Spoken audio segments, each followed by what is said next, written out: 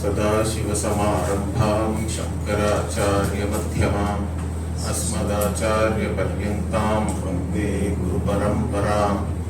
ॐ पूर्णमदः पूर्णमिदं पूर्णात् पूर्णमुदच्यते पूर्णस्य पूर्णमादाय पूर्णमेवावशिष्यते।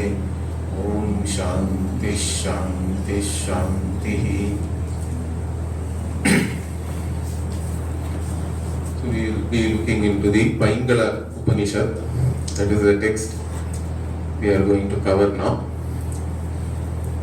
So before we go into the actual text, so I thought let me introduce you to certain things.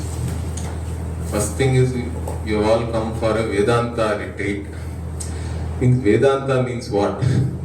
Or why should I even study Vedanta? Correct? That's a question. Of course, all of you have some motivation to study Vedanta already. But still, what is the Shastra Drishti on this? Because many people can go to a group. In fact, my grandmother and all, they used to just go thinking that it is some kind of a punyam to meet somebody, correct? To be in the presence of somebody, some saint and all that, let us say. Means they are not going there for actually the whatever, assuming that Guru is teaching Vedanta also. People may not come for that, correct? You may be coming for a Vedanta class for so many reasons. But what is the reason or what is the phalam, let us say, correct? What is the result or purpose of studying this has to be clear.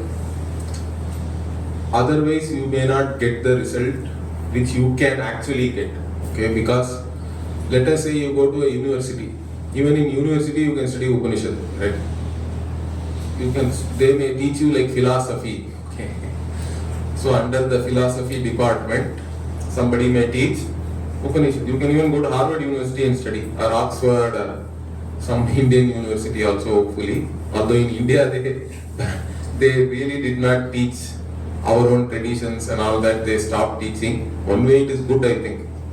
But what I am saying is, you can study Upanishad to become a scholar, or you can even study to get a PhD and get some professor job, let us say, correct? You want a career as a teacher, you can study. So that means Upanishad study has given you your livelihood. Possible. So, but did you really get what the Upanishad study can actually give you? Means no, you have not really got that. So in fact, none of you here have come to study Upanishad because it is going to give you some job or it's going to give you some certificate like that, correct? So that means you have come for a very personal reason, let us say, okay?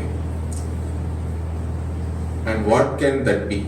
Means one reason or the most important reason can be some kind of a self-transformation, let us say. So I want to transform myself.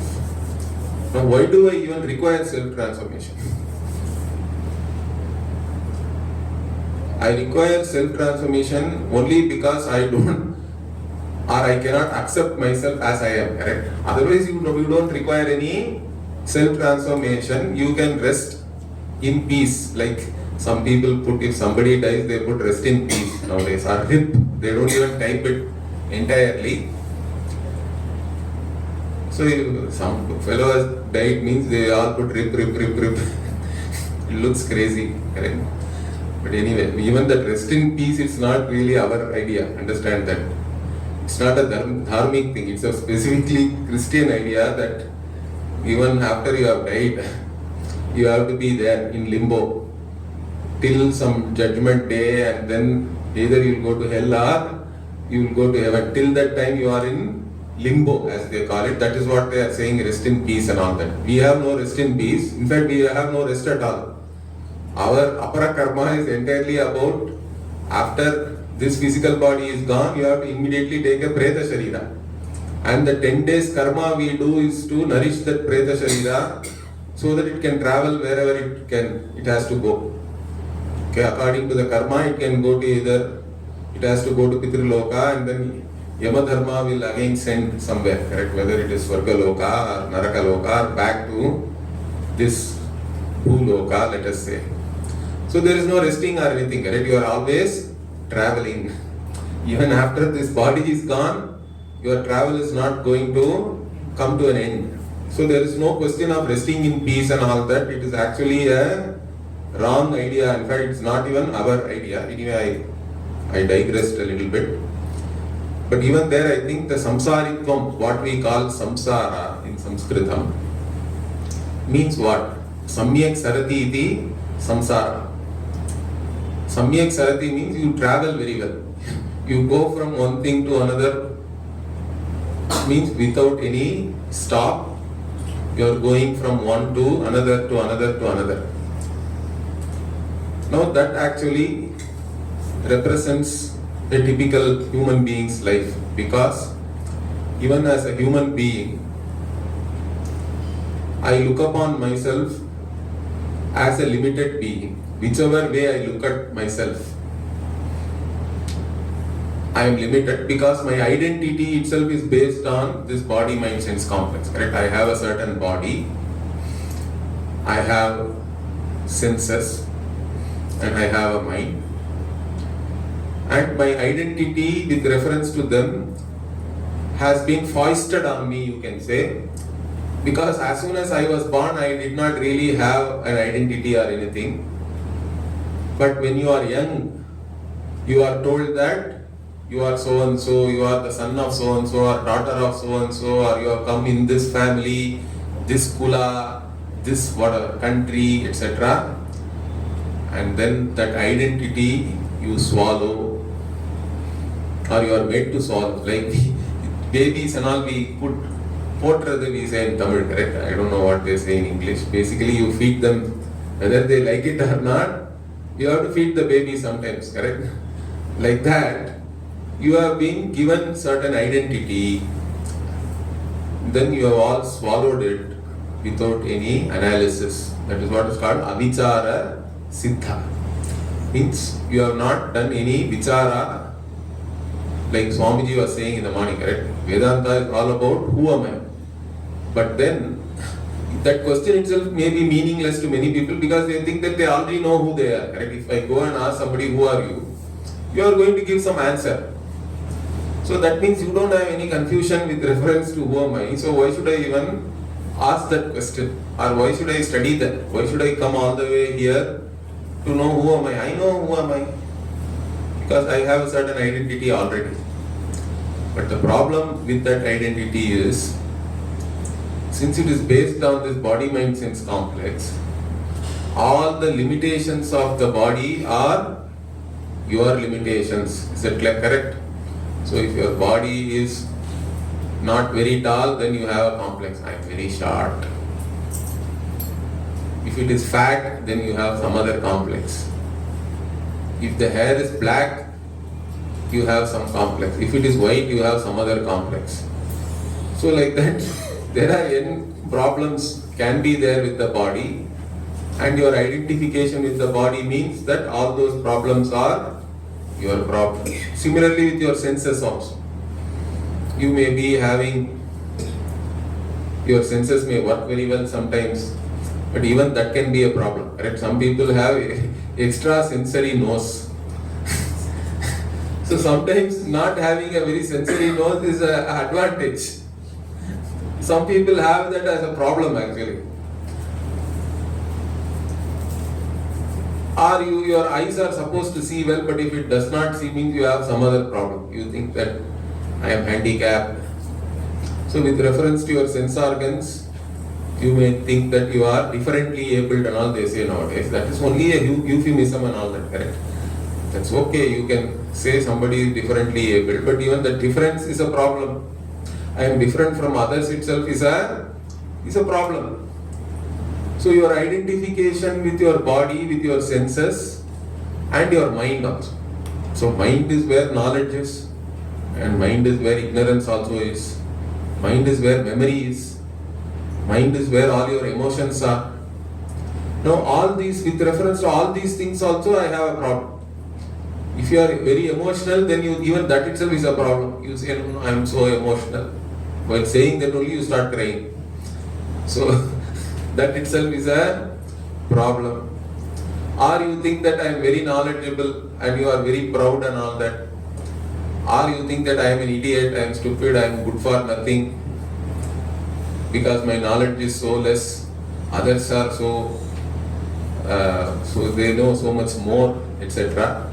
Or my memory is very poor. Whatever I study in the morning, I forget in the afternoon. I cannot write any exams.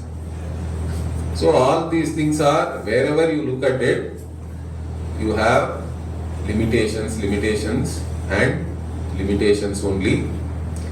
So that is why when you look at yourself, being a self-conscious person, in your own judgment, you are not satisfied with yourself, correct? We can make this statement that as I am not acceptable to myself. Okay? So this is what we call a fundamental problem. When you go to a Vedanta teacher, the Vedanta teacher will first try to point you out what is your fundamental problem. All other problems are actually, you can say, an extension of this only. Fundamentally, whichever way I look at myself, I am not acceptable to myself. Okay, if you are not acceptable to yourself, means you want to change yourself in some way, correct? So now how are you trying to find a solution for this? This is where the problem is again. Because you think that, let us say that I lack something. Means you think that then I should gain that, correct? Because I lack knowledge, okay, I will go to some university, some Gurukulam, and I will study. A lot of knowledge I will gain. But the only problem in gaining anything is what? Gaining anything itself is problematic again. It has its own issues, correct? Why? To gain anything you have to spend something. You cannot gain anything without spending something. That itself is a problem. You have to spend your money, your time, you have to put in either physical effort, whatever it is. Then after gaining also, you have to retain it. That is even more of a problem. You gain something, you have to maintain it. Maintenance is the greatest problem, correct? When you are young, you want a very big house, 4 bedrooms, 5 bedrooms, all furnished. Then as you become 60, you think that, Bhagavan, let me have only one single bedroom is good enough. I don't even want a kitchen. Some centralized kitchen, if they serve food, it will be better. That's what you want. Finally, in fact, the prayer is Anayasena Maranam Vina Dainyena Jivanam Dehi Me Kripaya Shambho Tvai Bhakti Machanchalam. Means you are only, initially you are playing for a long life. Then later on what happens? Prayer also changes. Okay, death is sure, but at least I should not suffer. Give me death without any suffering, anayasa. There should not be any ayasa, difficulty.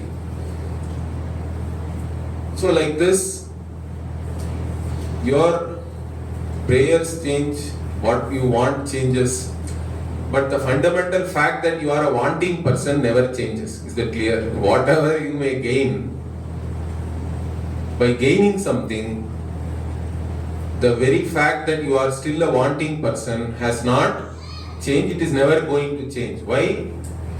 Because whatever you gain, you are gaining it by losing something. Whatever you are gaining is not going to be with you forever. In fact, maintaining it itself is another problem. And whatever you gain also, it has a it is subjected to what we call law of diminishing returns. Why? Because the first time you experience something, you enjoy something, it is good. Okay, it's great, let us say. You are ecstatic. 100th time it's not the same thing. Correct? So, the same thing, it's not able to give you the same joy again and again. It doesn't happen. That also is there. Either you change or the other, whatever is the object you have gained also can undergo change. So even there is a problem. And finally when the object you have gained separates from you, you are only in dukkha. Correct? When it leaves you also, you are going on separation also, you are going to have pain. So gaining also is a pain, separation also is a pain. While gaining, you have love for something. Swamiji used to say, initially we all love, later on you allow. You allow it to go. But even allowing it to go is a problem. It's not very easy to allow. So now, for gaining anything, what do I do? Means I do something, some action. Correct? That's what I know. That means I think that by doing something and gaining the result of that action, somehow I am going to be satisfied. But that never happens. But many people do not analyze this at all in their life. They live their entire life by doing something, by trying to gain something, and they have lived a certain life and they go away, again they have to take a birth and all we say. So that is what is the life of a samsari means. A life of a samsari is that samsari remains a wanting person always, irrespective of whatever that person may gain. In fact, whatever you gain is very big only before you gain it. This also is the truth, correct? Once you have gained something, it's not that great anymore. Then you think something else is better than this. Means your sights have now been changed. You are now looking at something else. That means now you want to gain that. This whatever you have gained is okay. Now it's not anymore that great. So like this also, you keep on going from one thing to another to another. That's what we call samyak sarati. That is a samsari. The samsari is only trying to solve one's own problem, but you can say in a very superficial manner, correct? Because I won't say that gaining something does not give you anything. It does give you some happiness. It does give you some security, correct? Because even when you look at the Shastra says that whatever you covet, whatever you pursue can be put into 4 different categories. What are those categories? We say that there is, but when we list it, we say dharma, artha, kama, moksha, correct? Now dharma you leave. First, artha, kama is the basic pursuit for even animals and also for human beings. Artha can be translated as security. Security can be physical security like a home, correct? And also emotional security in relationships, friendships. All these things are also important for human beings, correct? That you have to feel secured, both physically and emotionally. And then that alone is not enough. Pleasure also everybody seeks. Now here also in this there is no difference, correct? Even an animal is building or a bird is building some nest. Animals are burrowing somewhere. They are also trying to build whatever some place where they can stay safely. And they are also seeking pleasure. Now these two, of course, by doing karma and gaining something, there is some security is there and there is some pleasure also is there. Nobody can deny that. But the problem with karma phala is that it is limited, correct? Any result of action will always be limited because it is a result of action. Action itself is limited. Because you can do an action only for some time or whatever. You can only put in so much effort which makes up your action. Means the result also has to be commensurate with that. It can only be with reference to the kind of effort you have put in, let us say. Means any result of action is always limited and therefore it cannot totally remove your issues, your problems, it cannot solve it. That's why you have to keep on, you are in a vicious cycle, we can say, correct? Because even after gaining something, then you go for something else, or that whatever you gain, you have to lose it, again you have to go for it, like that. That is the vicious cycle, we say, because the fundamental problem never gets solved. Is that clear? You are only superficially trying to solve it. Fundamentally, you still remain the same wanting being. Because the karma phala cannot give you freedom from insecurity. Is that clear? Let us say you seek security, thinking that it will give you some freedom, correct? But the security you gain does not really give you total freedom from insecurity, because the security you are gaining itself is only limited, and you still remain the same insecure person. In fact, some people will say the more security you have, the more insecure you are, correct? Let us say somebody is having 100 armed guards. Is he really secure or insecure? I don't know what to say, correct? Because that guy, the guy who is going happily in the road without anybody, maybe we think that he is insecure in one way, but at least he is secure, that he doesn't really fear anything or whatever, correct? He is able to go happily wherever he wants to go. The guy with 100 security guards cannot go anywhere that easily also. And even though we may say from one standpoint he is secure, from another standpoint, from his own standpoint, I think he is more insecure only. The more security you are adding, that only shows that the more insecure you are. In fact, my Guruji used to give this beautiful analogy.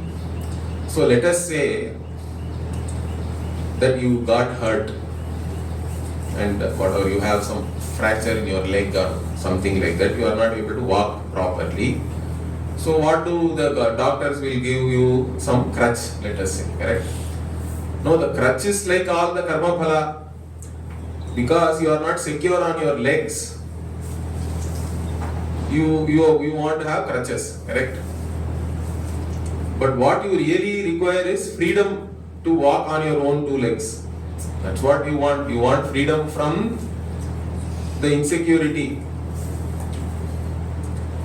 But then the doctor keeps on giving you, first he gave you wooden crutch.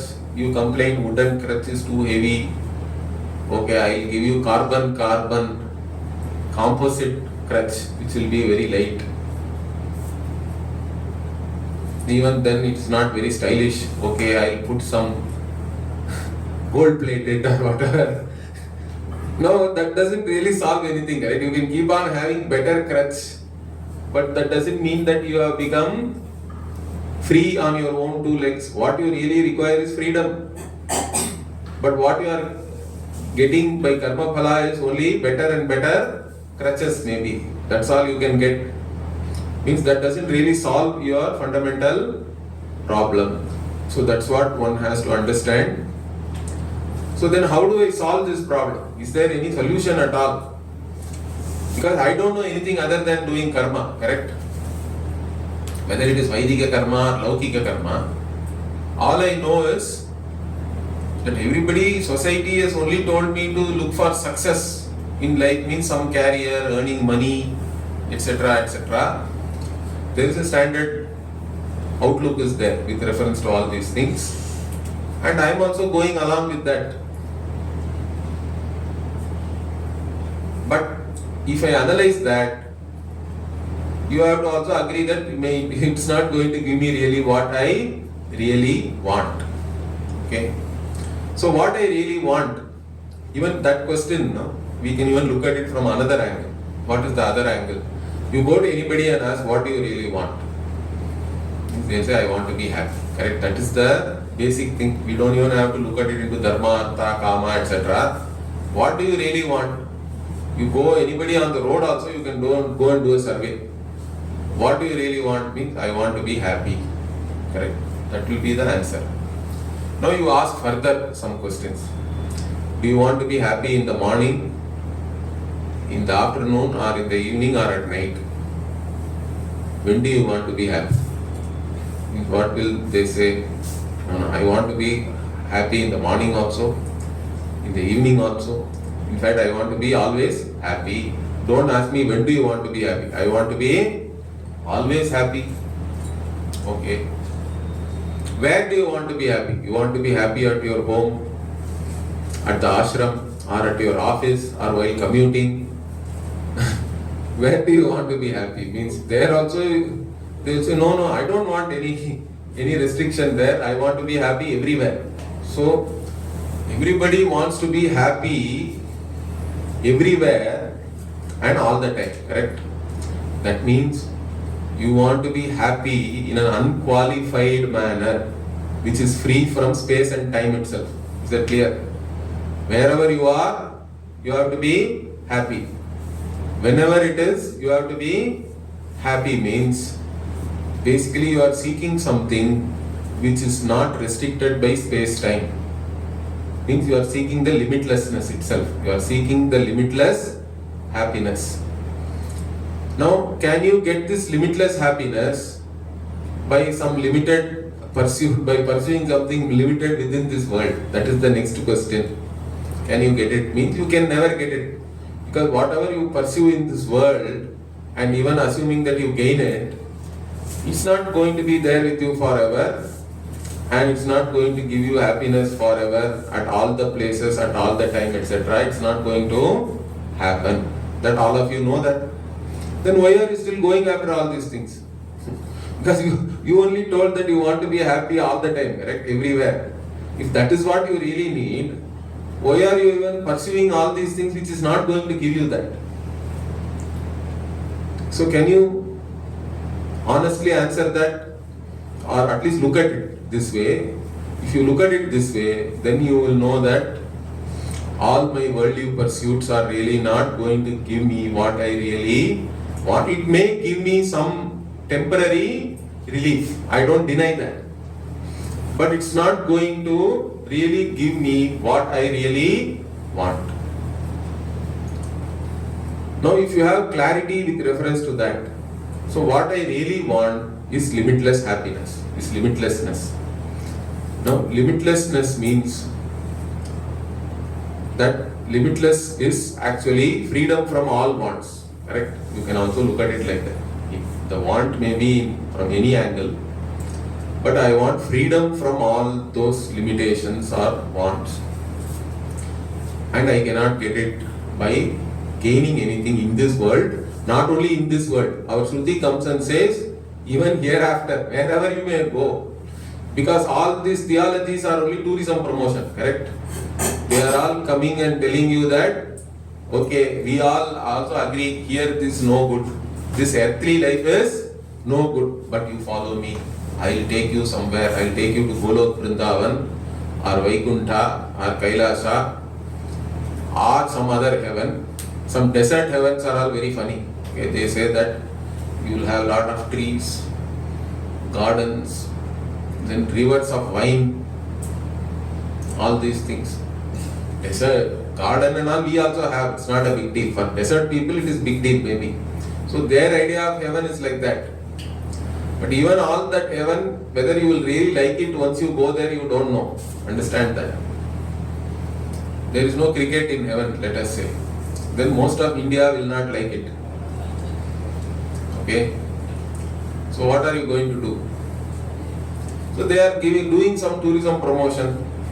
Not only tourism promotion, they also frighten you. They say that if you don't come with me, you are going to eternally burn in hell. Okay? Either you come or I will put you in.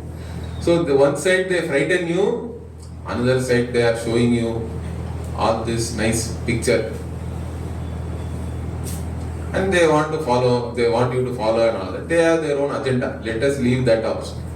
So all these theologies are not going to work really, because they are not going to fundamentally transform you. Understand that. You are still the same limited person, whether you are here or you go anywhere else also. And there also you will be standing in some line, I think. Even to see Bhagavan you have to stand. Mahakal, he is even he is the Lord of even time. That is Mahakal for us. In fact, you are also that only. It's not a very difficult thing for us to understand. See, your own existence, you think that you are somebody in space-time, correct? That itself is a problem. Because my body is in space-time and I have an identity with this body, then I think that I am only going to be there for so many years. Whatever I may achieve, I am still a mortal. That fact never changes. And the very fact that I am a mortal itself is a problem then. I don't like that also. I want to be always living. In fact, even very old person with a crooked body, with all sorts of problems, if you say Yama is standing outside, he will say, okay, ask him to come tomorrow. Because you are not able to digest the fact that I will not be there. My own non-existence I can never even imagine. In fact, that itself points out to something else, I would say. Correct? The very fact that you are not even able to imagine your own non-existence is a pointer to something. And what is that? Is what we are trying to learn here. Okay. So, what we are trying to understand here is there is a fundamental problem which is one of self-non-acceptance, which is born of the fact that I look upon myself as a wanting being. The other part is I am not going to get any solution for this here or even if I go to heaven. So once you have clarity with these two things, in Shastra we call it Nitya Nitya Vastu Vivekaha and Vairagya. Is that clear? It's all very simple. Don't get all these different terms and all. Don't get scared by that. Nitya Nitya Vastu Viveka means what? You understand very clearly that what I want is the limitless happiness. Correct? Everybody on the road also will say the same thing, like I told you. You have to only ask the correct question. If you ask the question, everybody is going to give that answer only. So what I really seek or want is Nitya.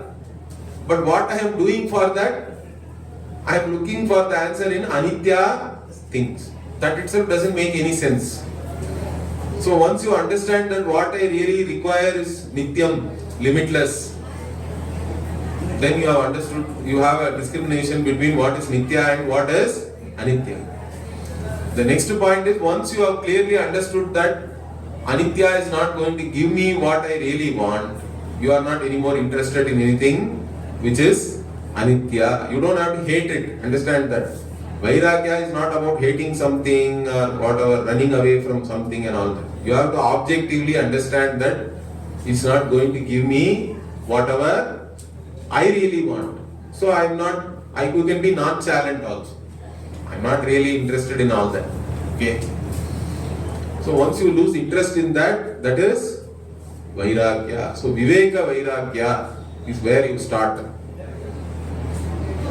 And then we add one more thing called Mukshutvam. What is this Mukshutvam? The desire for freedom. In fact, the desire for freedom is the first thing. Why? Because you have to recognize that my real desire is one for freedom from all limitations, correct? Freedom from all wants. My real desire is not to gain something. Like I told you, gaining more and more things are like adding more and more crutches or more and more security guards and all that. It's not going to really make you free from your insecurity. Is that clear? What I really need is freedom from insecurity. Freedom from any limitation which you may perceive that you have. In your own judgment, if you think you have some limitation, what you really require is freedom from that limitation. That is the freedom you are seeking.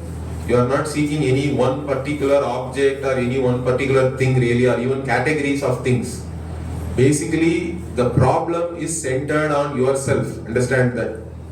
The problem is centered on myself. I am inadequate. There is an inadequacy centered on myself, which I recognize very intimately. Nobody needs to come and, of course, others are always there to add the compound it, correct? They'll say you are useless, you are good for nothing, all the you are an idiot, etc., other people also will join in. Already you are also feeling that you are inadequate in so many ways. Others are also piling on. No, that is samsaritvam. That is the life of a samsari. And what you really need is freedom from all this inadequacy, freedom from all limitations. And then you develop a discrimination that how can I gain this freedom means I have to gain the limitless, the eternal, correct? That which is not bound by space and time. That's what I really require. Means that is the Nitya Vastu Viveka. Once you recognize that, then you are no more interested in transient things, limited things, results of action, whether it is here or hereafter. That is Vairagya. Once you have these three things, you are qualified to come to Vedanta. You are qualified to study Vedanta. If you don't have clarity with reference to these three things, studying Vedanta is useless. Okay, in the useless, I won't say totally useless. It may give you other results. You can become a scholar, you can get a job, whatever it is. But it's not going to give you what Vedanta can really give you. Because what Vedanta is saying, yes, you can gain this limitlessness. Because either the limitlessness has to be there or it cannot be there. Correct? There are only two options. If it is not there means then you can never gain it. Means you will always be only a samsari. Wherever you go, you are going to be a samsari. Whichever Baba you go, it will not change. Understand? Even if a Baba does miracles and all that, it's useless. Let us say you have some disease, they cured you. How does it matter? After another 50 years, you are going to die anyway. It's nothing. It's useless. Correct? Whatever may be miracles and all they do. The only miracle which is useful is you are no more a samsari. That alone is the greatest miracle, correct? That is the only miracle which you can get only from studying the Vedanta Shastra. Every other miracle, whatever it may be, assuming it is true, even then it is a useless thing because it doesn't fundamentally change you. You are the same person. Whatever you may gain. In your own estimation, if you are still inadequate, wanting person, the same mortal being, identifying with this body, mind, sense complex, it's not worth it. So, once you are a mumukshu, you have a certain understanding of what you really want, and you are no more interested in things which are irrelevant. Okay? Then your focus should be on only what you really want. I want this. So what do I do? Means Upanishad itself says, okay, Sa Guru Meva Abhigachet. Go to a Guru. And who should be that Guru? What kind of Guru I should go to? Because so many people are Guru nowadays. Everybody calls themselves Guru. In fact, recently I read one article about all these third gender people. They have the person who controls them is called a guru, in fact. So whatever money they go to all this traffic signal and all that and beg, correct? Even that money they cannot keep it themselves. They have to go and give it to their guru, in fact. That person is called a guru. Anyway, so anybody can be a guru, but Shastra itself is saying to which kind of guru you have to go. Like I said, even don't go for miracle and things like that. Miracle healing, and so many people even advertise and all that about all these things. But like I said, even assuming that miracle, whatever healing is true, it's not going to really help you fundamentally. So to whom should I go means Shrotriyam Brahmanishtham. That's what Shastra itself is telling you. Shrotriyam means one who has studied the Shastra. Studied means here Shrotriyam means basically one who has listened to it. Understand that? One who has listened to the Shastra from his own guru. Okay? That person alone can be a Shrotriya. Why that is very important? Then the one who has listened to the Shastra from his own guru and understood, that person alone can also teach. Understand that. Those who do not have a guru, do not go to them. Even assuming they know something, they will not be able to communicate it or teach it properly, because here two things are important. One is knowledge. The one who teaches should know the subject matter, then only one can teach it. The other is how to teach that subject matter also should be very clear. The teaching methodology also is very, very important. Because nowadays many people think that why do I need a guru? Nowadays books are there, YouTube videos are there. I don't have to go anywhere. But books and YouTube and all can only help you so much. It can give you initially some apatata jnanam, we say. Shastram also we talk about apatata jnanam, means what? That the knowledge which has fallen on your lap, or as though, means what?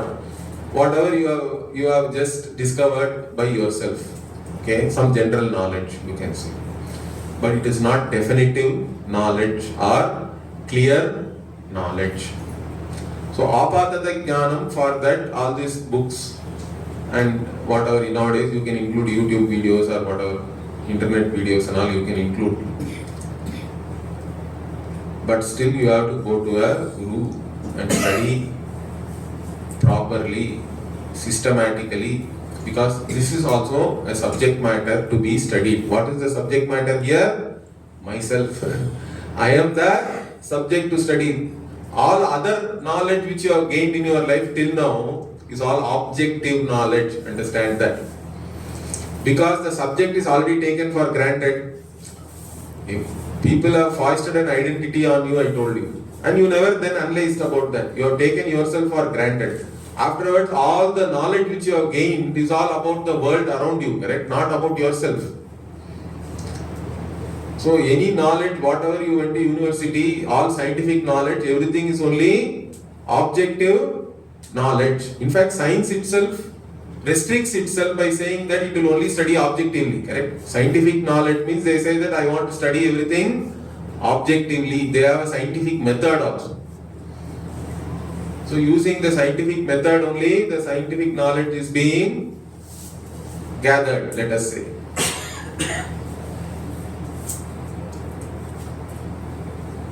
Science also cannot study the subject. Or it actually, by its own definition, it is actually taking out the subject, because the subject can never be studied objectively, correct? Even though some quantum physics and all, they do talk about an observer. That means they also have to talk about the subject. But they have no consensus about what that subject is. Okay? Or nowadays, even in science, they have some consciousness studies and things like that. And AI also has come, and it is confusing even more now. They now think that computer will become conscious or not. Things like that they are studying, which is all useless, I think. Anyway, so they are studying something, but that's not really going to help us. So all the objective knowledge is not going to help me who is the subject. Understand that? It's not going to reveal the nature of the subject. That is why you have to come to a guru who has understood his own reality, what is one's own nature. But not only that, one who is able to communicate that to you clearly. Because communication is very important here. Why? Because we have to teach you something which cannot be objectified. Is that clear? I have to teach you something which you cannot objectify. And that is where this knowledge is subtle. Why Vedanta is subtle? Because everything else you have learned by objectifying in your mind, correct? Everything else you have learned, even black hole, let us say, black hole cannot be, even light cannot pass through that. But even that in your mind, you have a certain concept about it, correct? You objectify it, at least conceptually in your mind, and then only you know about that. Or abstract ideas also, you are basically objectifying in your mind. If you are a mathematician and all that, even abstract things, you have to objectify. So everything you have known by objectifying. But here I am saying I have to teach you that which objectifies even your own mind. That which is always the eternal subject, which can never be objectified. I have to teach you that, the reality of that. But the good thing is you don't have to objectify. Understand that? I said that you have to learn without objectifying it. That is the hard part. But the good news is what? You don't have to really objectify. Why? Because if I ask you, are you there? What do you say? All of you say, I am there. How did you know you are there? Did you look at yourself and say, I am there? Did you use any sense organs to say, I am there?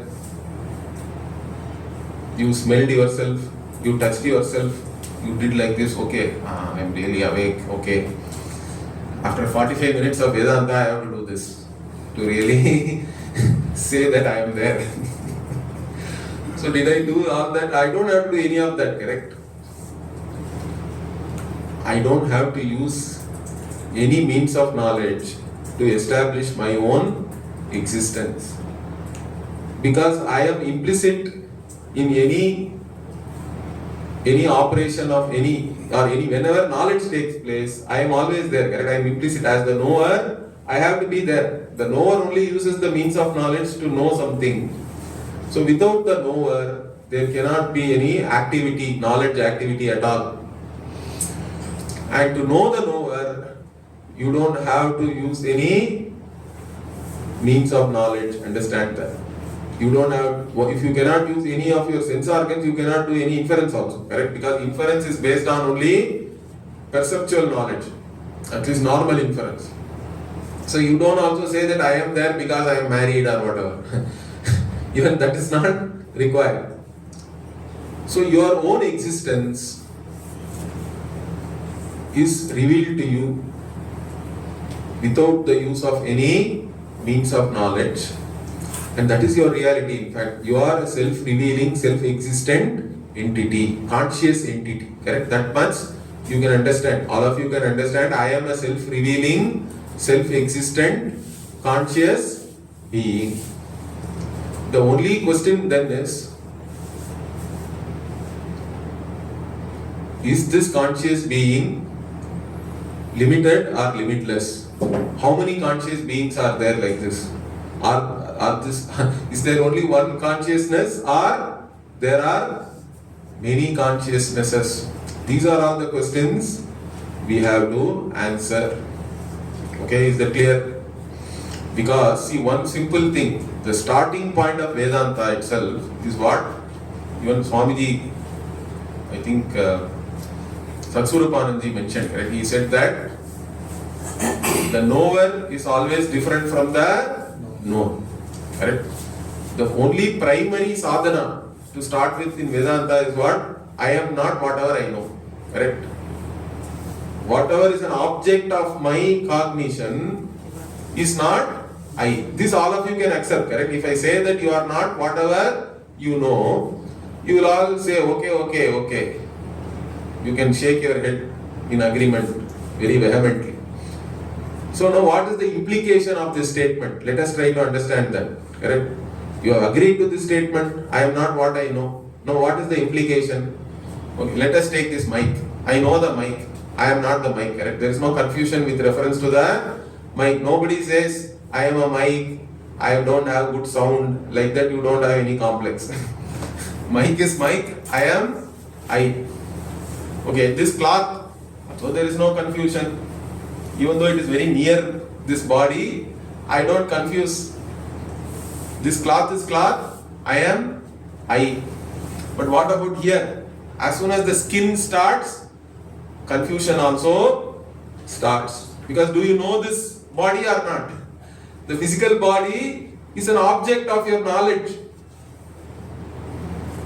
But you say I am dark, I am white, I am fat. Why are you putting the I there? It is your object of knowledge, correct? It is not I. So there is confusion with reference to your own identity. Can you understand that? And all your problems are being born only because of this identity crisis. Let me say that. It's a confusion about your own identity. Because you have no confusion with reference to this cloth. Because it is a known object, I am the knower. But what about this? This also is a known object, I can see. But I take this as I. Is it valid then? You all vehemently agreed, shake your head also. Yes, I am not whatever I know. Means then Vedanta says, then understand, you are not the body. Why? Because I know my body. I am the knower of the body. And further you can say it is my body at least. Okay, can I say my body? It is not I. Okay, all of us understand it is not I. Okay, but it is mine. Because I function only in this body. Even mine also is not correct. Okay, that also we have to understand. This cannot be I, it cannot be mine also. Because to say mine, you have to be the owner of something. You should have created something. Did you create this body? It has come from your mother's body, correct? And even after you were born, so many people have helped you, they have fed you, and even any knowledge you cannot claim it is your own. Okay, physical body also you cannot have any claim on that. In fact, that is why you cannot do suicide also, correct? Because you don't have any ownership on your own body, really speaking. The state also has a claim. They will put you in jail then, if you do not die, fortunately or unfortunately. So, it's not even mine also you cannot say. It is neither I nor mine. Understand that? You can say that I am the knower of the body. That is the Vedanta sadhana. The fundamental Vedanta sadhana is what? It has to start from here. Whatever I know is not I. Then apply it to the body. Not only the body. What about hunger, thirst? I know I am hungry, correct? My hunger I know. That means I am not hungry, really speaking. Generally, if you know your hunger, you say I am hungry. But Vedanta will come and say, if you know your hunger, then it will say you are not hungry. You are only a knower of hunger. You are the knower of thirst. Means you are not prana also. Correct? Prana means all the physiological processes and all, we say it is born out of prana. You are not the physical body. You are not the prana also. Then what about my thoughts, my emotions? All those things also is known to you only, correct? I know what is happening in my mind. Each and every thought, I know. Even there also you are a knower. This is where again Vedanta becomes even more difficult. Why? Because I know I am suffering, some people say, correct? Then Vedanta will put it the other way around. Difficult logic, okay? What is the difficult logic? If you know you are suffering, you are not really suffering. You are only a knower of your suffering also. Even pain, you are only a knower of pain. You are not in pain. You are only knowing pain. Are you able to look at it this way? You have to look at it this way, in fact. You are only a conscious being. When we say, it means that you are really only the knower. And the knower can never be the known. This is fundamental in Vedanta. And with this, again, this is what we call Atma Anatma Viveka. So you have to first start with this Atma Anatma Viveka. Means at least what I am not, you have to be very clear. Because there itself confusion is there. And then who you are also, any doubt is there, means that the Vedanta will come and reveal it to you. Is that clear? Vedanta means here Upanishad is called Vedanta because it's a positional name. Vedasya Antaha means at the end portion of the Veda typically we have this Atma Vidya or the Upanishad. In fact, the Upanishad word itself has a certain meaning, even that we will cover in the next class. Okay. Om Purnamadah Purnamidam Purnat Purnamudachyate Purnasya Purnamadaya Purnameva Vasishyate. Om Shanti Shanti Shanti. Hari Om Shri Gurubhyo Namaha. Hari Om.